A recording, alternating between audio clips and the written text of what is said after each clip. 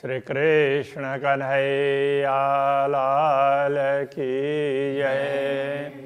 श्री निजानंद स्वामी की श्री प्राणनाथ प्यारे की जब हक बिना कछु न रखे तब बुझ भई कल में। जब यूं कलमा जानिया तब बका होत तिन से। तब बका होत तिन से। श्री कृष्ण कन्हैया लाल की जय। ब्रह्मात्माओं का रहन सहन किस प्रकार से होता है, ये प्रसंग बता रहे हैं। कतेब ग्रंथों में मोमिनों के विषय में कहा गया है और अभी उस परंपरा के लोग तो जो भी दुनिया में दुष्ट कर्म करें उनको मोमिन समझते हैं। तो यथार्थ में प्राणनाथ जी समझाते हैं कि वो तो उत्तम प्रकार की आत्माएं होती है जो दुनिया में सबको मार्गदर्शन देती है, खराब नहीं करती। ये मोमिनों की शरीयत छोड़े ना हक को दम। तो ब्रह्मात्माओं के कर्म तो ऐसे ही होते हैं। वो एक दम का तात्पर्य एक श्वास, इतनी देर भी वो परमात्मा को नहीं भूलती है। अरस वतन अपना जान के छोड़े ना हक कदम। परमधाम अपना घर है ऐसा समझ करके परब्रह्म परमात्मा के चरणों को कभी भी नहीं छोड़ती है। मोहम्मद ईसा इमाम बैत बका निशान। तो ब्रह्मात्माएं क्या समझती हैं? मोहम्मद ईसा और इमाम, जैसे ये तो उसमें कतेब ग्रंथों के आधार पर समझा रहे हैं ना, इसलिए उनके ही ग्रंथों में जिस प्रकार उल्लेख है उसके अनुसार कह रहे हैं। मोहम्मद ईसा और इमाम। रसूल मोहम्मद ने मोहम्मद के 3 स्वरूप की बात कही थी। वैसे तो जितने भी पैगंबर हैं सारे ही मोहम्मद हैं, किंतु अंतिम समय में आने वाले 3 स्वरूप ऐसे करके उन्होंने बोला। तो उनके अनुसार कहें तो रसूल और उसके बाद यहाँ पर सतगुरु और प्राणनाथ जी के लिए कहा है। तो मोहम्मद ईसा और इमाम ये तीनों बैत बका निशान। तो इन तीनों को इन तीनों के द्वारा परमात्मा का संदेश दुनिया में आया है, इस प्रकार समझते हैं। और बैत का तात्पर्य होता है घर, बक्का निशान। तो अखंड घर, बक्का अखंड, तो अखंड घर परमधाम। तो वो उसका यही लोग स्पष्ट करके समझाएंगे। सोई 3 सूरत मोहम्मद की। तो ये तीनों स्वरूप है, ये मोहम्मद के ही स्वरूप है। देखावे अरश रहमान। और ये तीनों मिल करके जैसे अखंड घर को बताएंगे, ऊपर कहा था, तो नीचे ये कहा कि ऐसे अखंड घर के स्वामी परमात्मा की भी पहचान करवाएंगे। दुनी केवला करे पहाड़ को और हक तरफों में ना है। दुनिया पहाड़ को ही केवला बोलते हैं, पूज्य, कोई भी तीर्थ स्थान, पवित्र स्थान, पहाड़ को ही पवित्र स्थान मान करके उसको पूजने लगे। अब ये क्या है कि मक्का के पास में 2 पहाड़ हैं ऐसा करके बताया गया।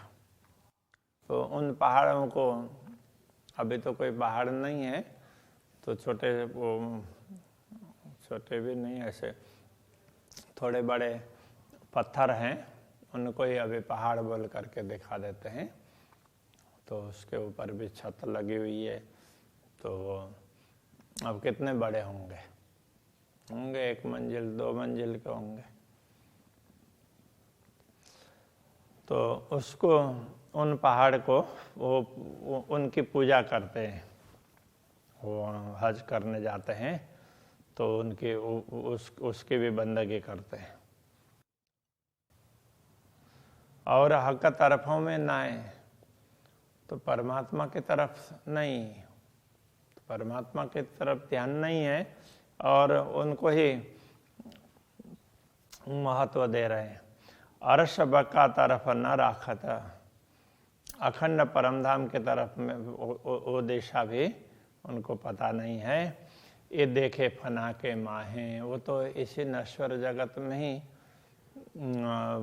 वो ऐसे उसमें महान पर्वत है ऐसा समझ करके बैठे हुए हैं। हके दिखाया केवला बीच पाइए मोमिनों के दिल। तो परमात्मा ने तो क्या दिखाया, पवित्र स्थान क्या दिखाया, तो वो ये समझाया कि परमात्मा ने तो जो पवित्र स्थान करके समझाया था, दुनिया में जो एक स्वरूप है जिन्होंने पहले आकर के कुछ ज्ञान दिया और दूसरे दो स्वरूप है वो साथ में ही आएंगे ऐसा कहा, तो वो पहाड़ की तरह से ऊंचे होंगे और सब लोग उनकी पूजा करेंगे, इसके हिसाब से ऐसा कहा गया था। तो यहाँ पर ये समझाया गया कि जो सद्गुरु श्री देवचंद्र जी महाराज और महामती श्री प्राणनाथ जी, तो ये दोनों स्वरूप के अंतर्गत पूर्ण ब्रह्म परमात्मा की शक्ति ने रह करके कार्य किया।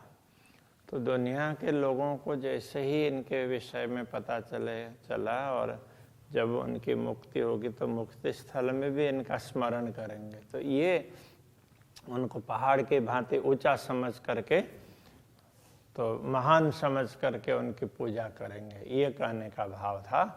तो ये दूसरी तरह से समझने लगे। तो वो तो बीच पाइए मोमिनों के दिल, ये सब तो ब्रह्मात्माओं के बीच में हैं। और यदि पवित्र समझना तो ब्रह्मात्माओं के दिल को समझ लो। ऊपर तले न दाएं बाएं सूरत हमेशा असल। तो ऊपर तले, ऊपर नीचे दाएं बाएं कहीं तो परमात्मा का स्वरूप तो नहीं दिखाई दे रहा है। तो वो हमेशा असली स्वरूप है, वो असल सूरत है, वो तो ब्रह्मात्माओं के हृदय में अंकित है परमात्मा का। मजाजी और हकीकी दिल कहे भांत दोए।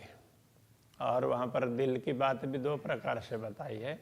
एक तो मजाजी, दिल मजाजी, जिनका दिल झूठा, मतलब झूठी वस्तुओं के प्रति आकृष्ट होने वाला, झूठी वस्तु को महत्व देने वाला, तो मजाजी दिल है। और दूसरा दिल है वो हकीकी, सत्य को धारण करने वाला।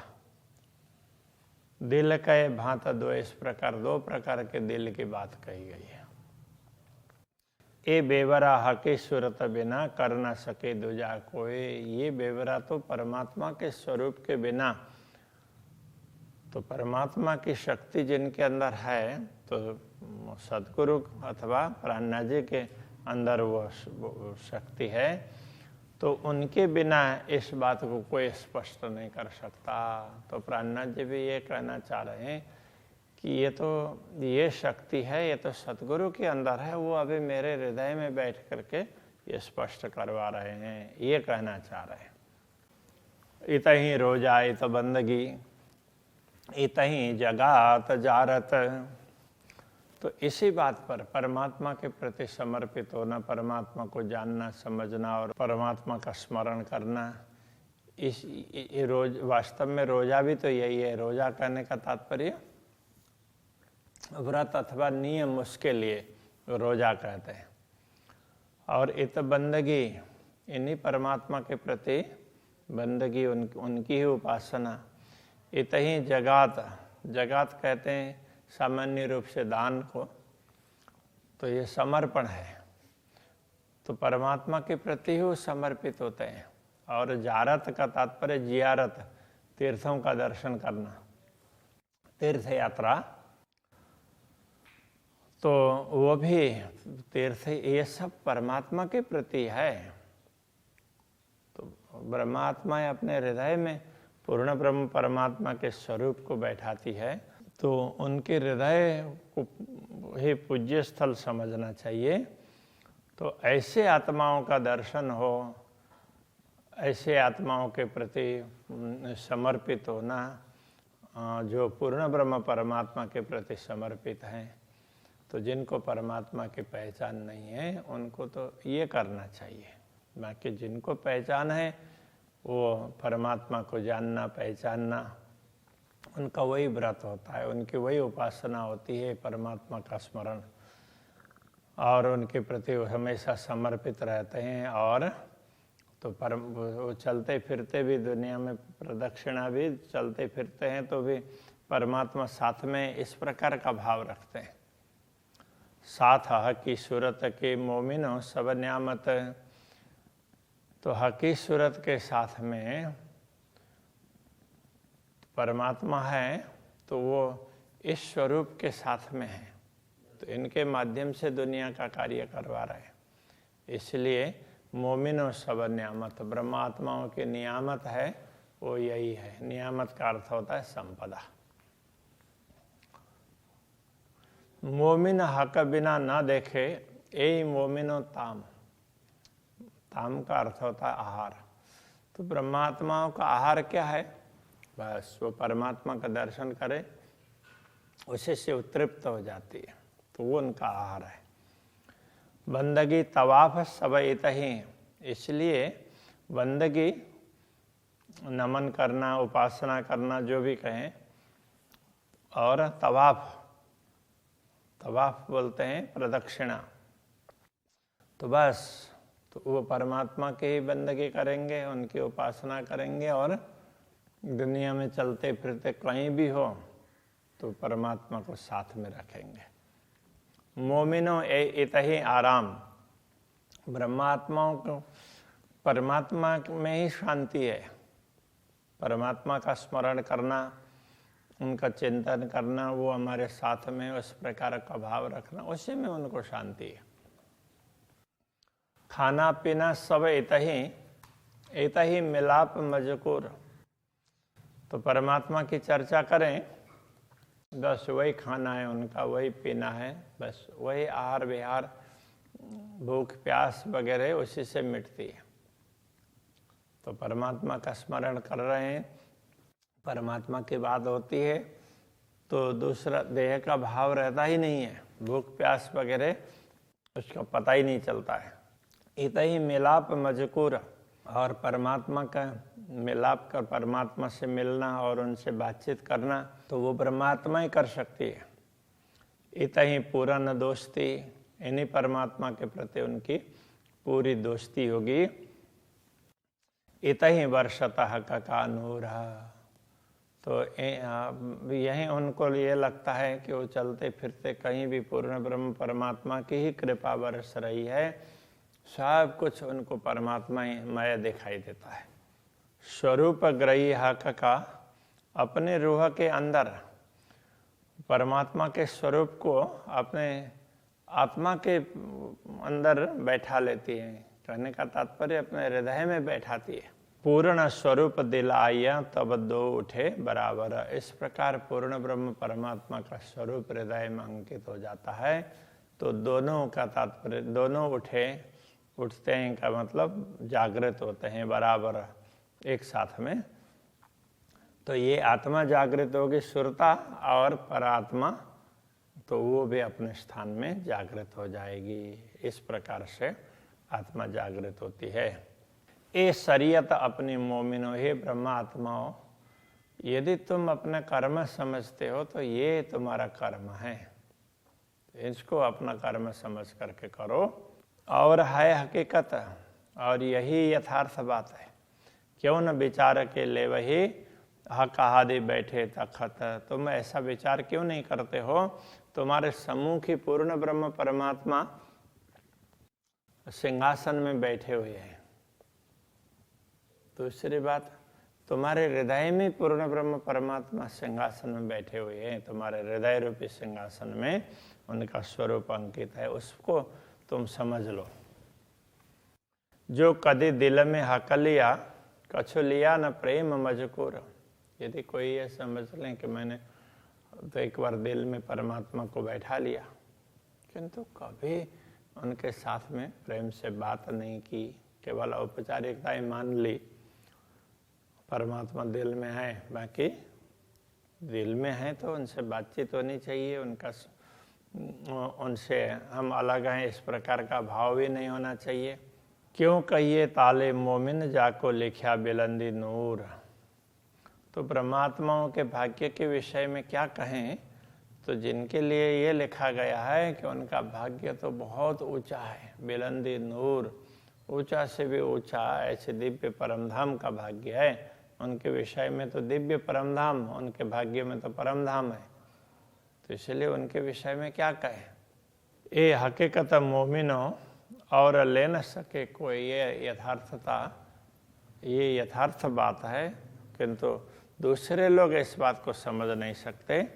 बेशक होए बातें करे तो मजकूर हजूर होए। जो संदेह रहित होकर के परमात्मा की बात करेंगे, ब्रह्म चिंतन करेंगे, तो वो मजकूर हजूर होए, तो वो परमात्मा के सम्मुख होकर के उनसे बातचीत करेंगे। इस प्रकार जो आत्माएं जागृत हो जाती है वो निश्चित रूप से पूर्ण ब्रह्म परमात्मा के साथ में बातचीत करती है। तो इसलिए वो मजकूर वार्तालाप हजूर होए, हजूर मतलब सम्मुख होकर के बातचीत करेंगे, पूर्ण ब्रह्म के सम्मुख ही पहुंच गए हैं, इस प्रकार समझ करके बातचीत करते हैं। जो तुम ले हकीकत हक की, यदि पूर्ण ब्रह्म परमात्मा को तुम समझते हो या तो उनकी यथार्थता कुछ जानना हो, तो मौत का पी शरबत, तो पहले तो मौत के शरबत को पी लो। मौत का शरबत कहने का तात्पर्य यहाँ हम शरीर को लेकर के स्वयं समझे हुए हैं, तो इस देहाभिमान को अथवा देहात्म बुद्धि को पहले मिटा दो। मुए पीछे हो मुकाबिल, इस प्रकार मरने के बाद में तुम मुकाबिल होना मतलब सम्मुख होना, प्रत्यक्ष रूप में तुम परमात्मा का अनुभव कर पाओगे। तो कर मजकूर खिलवत, यदि ऐसा होगा तो तुम खिलवत मन एकांत में पूर्ण ब्रह्म परमात्मा से बातचीत करने लग जाओगे। जोलों जाहिरी अंग ना मरे, जब तक बाह्य अंग नहीं मरते हैं, का मतलब शरीर को लेकर के हम समझते हैं तो ये बाह्य दिखावा, देहाभिमान अथवा देहात्म बुद्धि जब तक नहीं मिटती है, तोलों जागे न रूह के अंगम, तब तक आत्मा जागृत नहीं होगी। ए मजकूर रूह अंग हो वही अपने मासूक संग, जब आत्मा जागृत हो जाती है तो आत्मा ही रूह अंग, वही पूर्ण ब्रह्म परमात्मा से बातचीत कर सकती है अपने मासूक के संग, अपने मासूक स्वामी के साथ में। कौल फैल आए हाल आई, तब मौत आई तो है।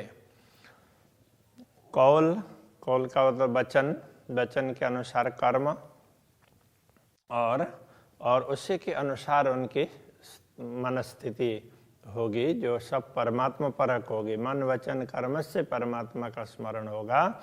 तब मौत आई तो ये, तब जो तुम्हारी मृत्यु आएगी, कहने का तात्पर्य तुम्हारा देहाभिमान मिट जाएगा, शरीर को लेकर के मैं समझते हो अहंकार सब मिट जाएगा।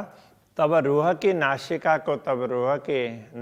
को आवेगी खुशबोए, तो उस समय वो परमात्मा के सुगंध तुम्हारे आत्मा की नाक को पता चलने लग जाएगा। तब कहने का तात्पर्य ये है कि जब देहाभिमान मिटेगा तब परमात्मा का अनुभव होगा। रूह नयनों दीदार कर, रूह जुआ कसों बोल, इसलिए आत्मा की आंखों से देखो और आत्मा की रसना से बातचीत करो, मतलब आत्मा से सब कुछ करो।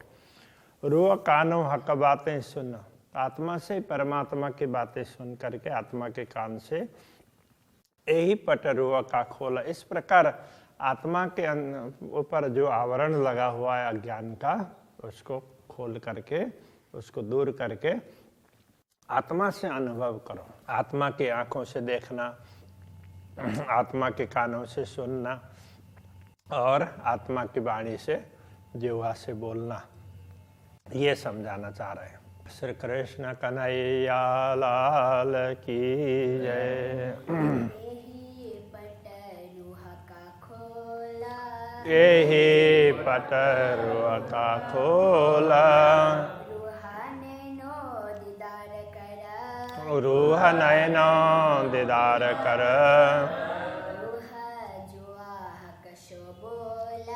रूह जुहा हकसों बोला, रूह कानो हक बातें सुना, यही पटरुआ का खोला, यही पटरुआ का खोला।